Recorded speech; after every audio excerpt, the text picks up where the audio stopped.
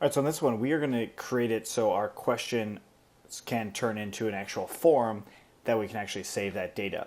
So to do this, we're actually going to take this query set of questions out of the home page and put it into its own actual page itself. So before we go ahead and go any further, I'm just going to go into urls.py and I'm going to create an actual place for it. So it's going to be very similar to like these other ones that we've done. I'm going to copy contact and just call it question, and question.views.home is what we'll call it, and we'll just say question_home for the name. So now that we've got this, that also means that we need to create a view specifically for this. But since we've already created part of this view, we can go ahead and copy that. So if request.user is authenticated, this part right here, we're going to add that in. And let's go into views.py. We'll say define home, because that's what we called it in the actual urls.py, right? And then we'll just paste this in here. And then else, we'll just do pass for now. So if they're authenticated, then that will show up. This is going to actually be an error, so we'll just say raise HTTP 404, which will require us to import HTTP 404. All right, so now that we've got this, let's go ahead and take a look at this home page. Go into question, and let's run the server. No module name question. And of course, this should be questions.views. There we go. Global name question is not defined. Good, that's what we want to see. So back into our views, we'll do from .models import question. Because remember, we can do this relative import because the view itself is in the same place as the question model. All right, so now we refresh, we see that same thing. Cool, so that's a good start, but now what we want to do is actually create a form for this. Now, if you remember back to the newsletter, it's something very similar to this contact form right here. So this is going to be the question form itself. And this question also, we are going to use one question at first and then kind of figure out how we can store things and understand how that's going to work. But we are going to create a form just like this contact form or very similar to it. So inside of the questions app, we're going to create a forms.py. We're going to go from Django, import forms, and this is going to be called class user response form. So whatever the user answer is, and it's going to be forms.form. And we'll just say question_ID equals to forms.integer field.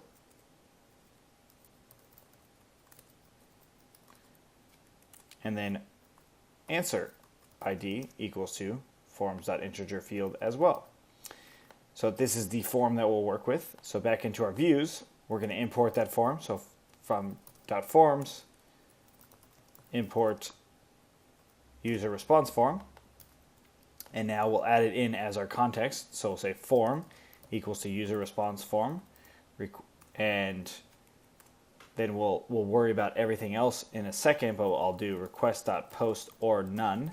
So to get the post data or none, and then we'll say if form.is valid, then we'll print form.cleaned data.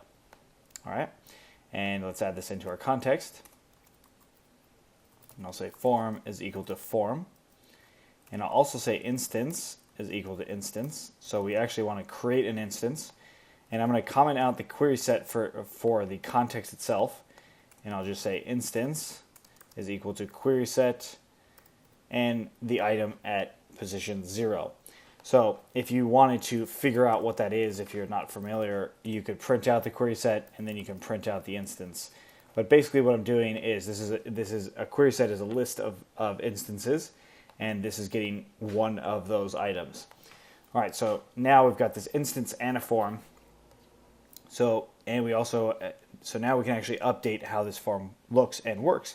So let's open this up, and normally you would say form.asp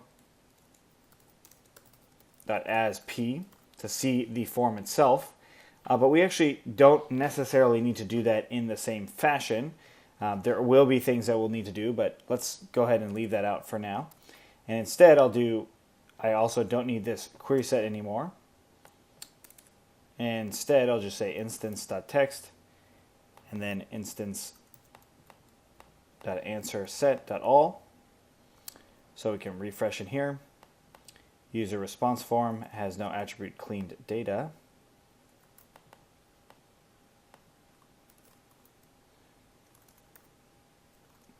There we go. And the reason it's saying this is because the data hasn't been validated, so it hasn't actually pulled data yet, where before I just didn't run the isValid command. Okay, so is this true or false? Cool. So what's happening here is we actually want to add our data in to this user response form based off of this stuff. So let's go back into our HTML, and I'm going to go ahead and say form method equals to post action equals to, we'll leave it empty, and we'll close off this form. So this is creating the actual form itself, and I'll do an input type equals to hidden. So it's going to be a hidden element, and the name is going to be question ID, and the value will be the instance ID, so instance.id. And then the next part is creating inputs for our answer set itself. So we actually want to create a radio input with different options. So here now, we'll just change this to being input type being radio. And the name is going to be answer ID. And the value for each one is going to be answer.id.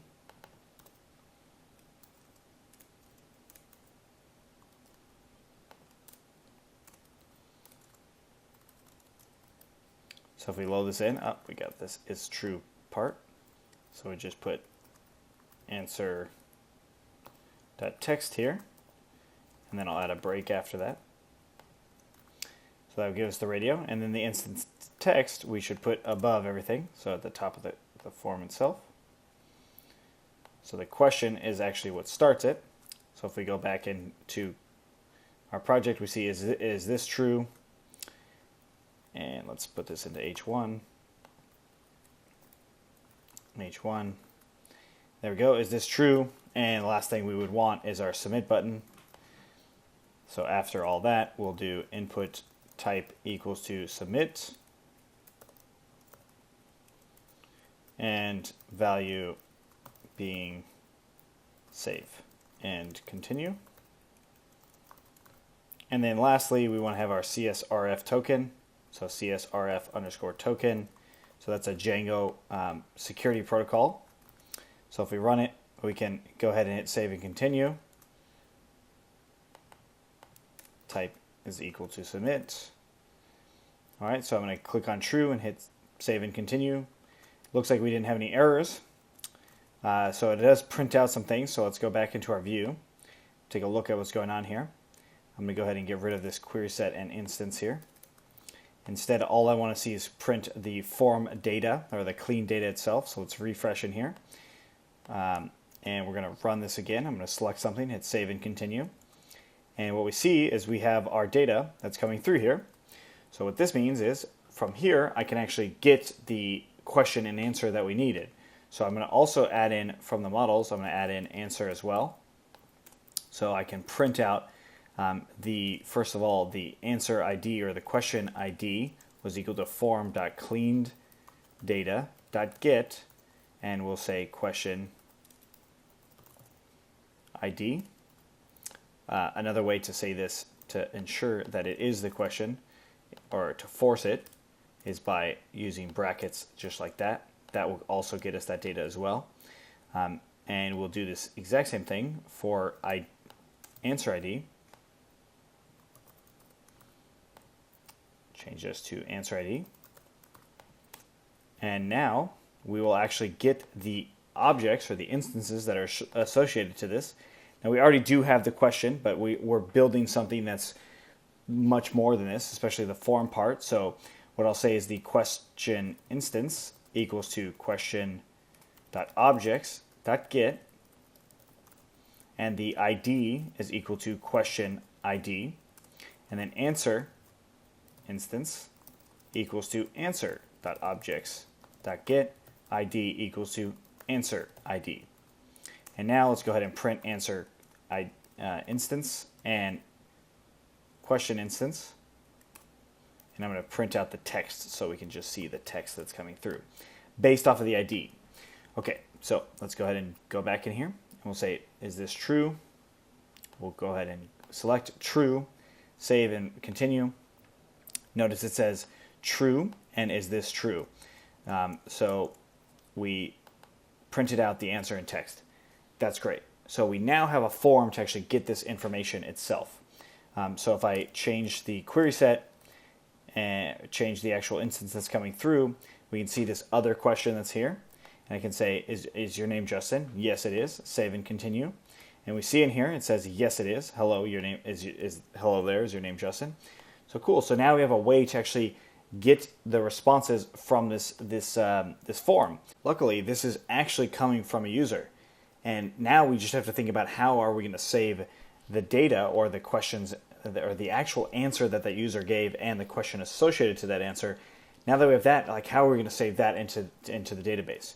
And the reason I say user is because if we look at this could be any user, right? So it's logged in, and the user itself can actually respond to these questions, and then we can use the data that's coming through to actually save it somewhere.